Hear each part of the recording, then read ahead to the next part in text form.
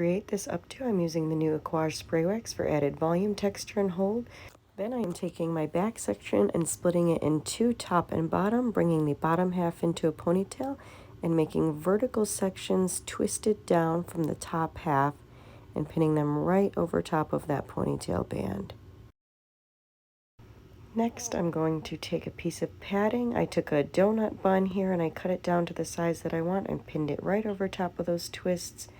And now I'm alternating back and forth sections from the ponytail, and I'm twisting them and wrapping them up and over that padding to cover it completely.